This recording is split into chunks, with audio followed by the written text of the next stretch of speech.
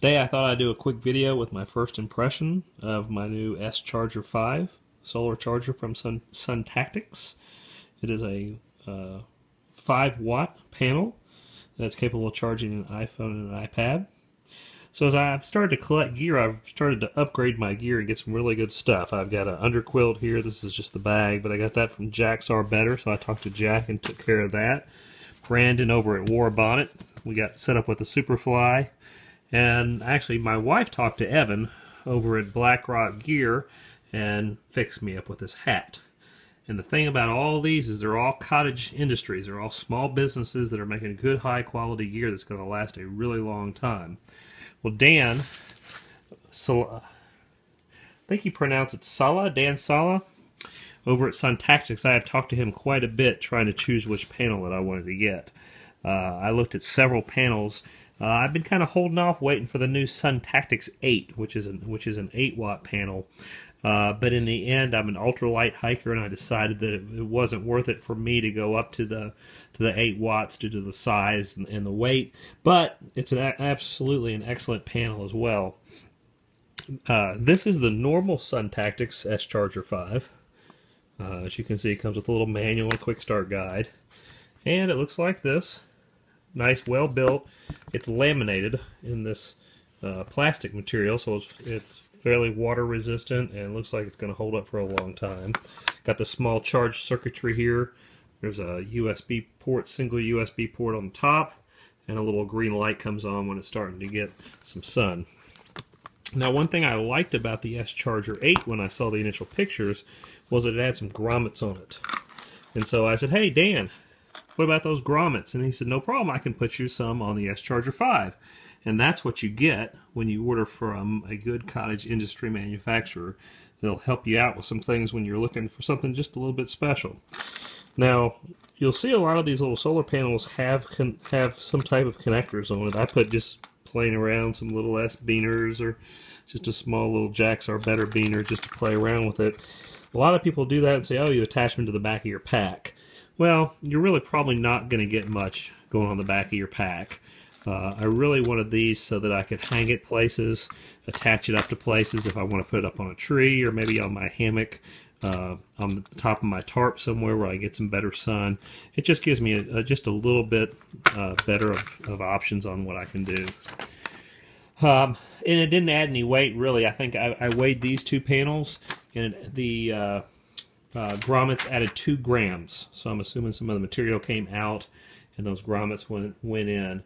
The panel's rated about 240 grams.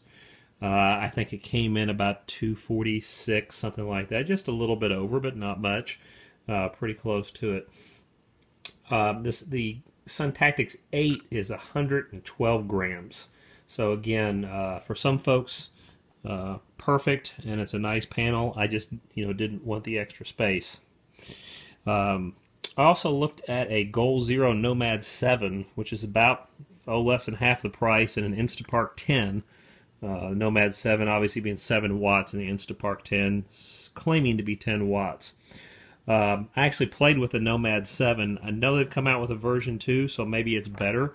But the version 1, you could only get 500 milliamps out of it. That on the best day, and that was it. So it didn't do it for me. On the 5 volt, it's designed for 12 volts. It's got their special charging pack that they like to use with it. It's got the special solar port on it and so forth. Great. If you're looking to charge 12 volt stuff, I guess that's fine.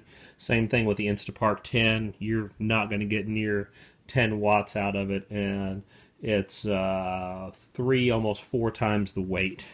So this panel is designed USB only. That's it.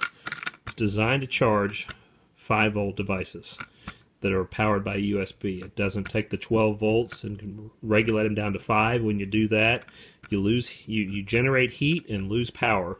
Just no reason to do that. So another thing I got that was kind of cool, I got this little charge doctor on Amazon. It was like $12. That allows me to see how much power that the panel is put out. A little hard to see outside in the daylight. I kind of have to cup it in my hands, but this works great to be able to see how well the panel is performing. And I do charge mainly my small Nutrient battery packs. I've got several different packs. You can charge the iPhone directly. It's got some special circuitry in here that's going to reset the iPhone. The iPhone has trouble if the power goes down, a cloud goes by, or it gets shady, where it's going to cut that charge off. The iPhone's going to give a message that says accessory not supported or cable not supported, and then all of a sudden it's going to stop charging for a little while. This reset circuitry will take care of that. It's going to reset the phone, and then it's going to start charging back again. Not bad, but I do find that charging these little battery packs for me is easier, and then charging the phone from those. If I get this all the way full, then yeah, I'll charge the phone directly. But I can take this small small lightning connector and hook it up here. I can plug this directly into the panel. I've also got a little extension cable. I don't know what I'll use when I'm really out in the field. I took this out. It's almost April, right into spring. I'm in Tennessee, so the sun hasn't been that great. Took it out yesterday and got 0.8 amps charging both the battery pack and the iPhone. So it's rated at 1 amp. So I feel like I will definitely be able to get that full power out of it once I get some real sun in the middle of the summertime. But right now it's doing a fantastic job just as it is. Even on the cloudy days, it was a little overcast today. You know, I wasn't pumping out much in that little battery pack, but I was getting 0.2 amps, which I was pretty impressed. It was late in the day and overcast, and I was still able to pump out just a little bit of juice to trickle charge that pack, and it was accepting the charge. So I was happy to see that. Again, these are what I call a cottage industry. They're a smaller company doing a great job where you can email the owner and talk to the company, and you're going to pay more. I mean, all of these products cost a lot more than something you can go buy at Walmart or something you can go buy at one of the smaller companies. But this guy is made for just what it does. It's the best panel that I found out there, and I've compared them all, looking at all the online reviews, had a lot of them in my hands, and by far this has been, for its size and for its weight, the best panel out there if you want to charge USB type devices. So again, the Suntactics sCharger-5, Suntactics.com. If you email Dan, even on a Sunday night, he was replying. He really wants to do what's best and make sure that you guys get a quality product from him, and I would not hesitate to order this product again. So again, the sCharger-5, you can get the sCharger-8. That one does have 2 ports on here. One that's a manual port that doesn't have the automatic reset, and then an automatic port if you get the bigger one. I didn't need it. Again, just needed 1 port to keep my battery pack charged, and so this is going to do it for me. Oh, it did come with this small little case. Not a bad case. It's got a little pocket back here for the panel, and then a little zipper pocket that you can keep a couple cables in. So nice and sturdy. Don't see any issues with that not lasting a long time. And overall, very pleased with it. I'm going to take it out on the trail in about 2 weeks for a weekend, and we'll see how this thing works out in the field. And pretty excited to get it out. So again, go to Suntactics.com. This panel will run you about $139, and it will be worth every penny if this is what you're looking for.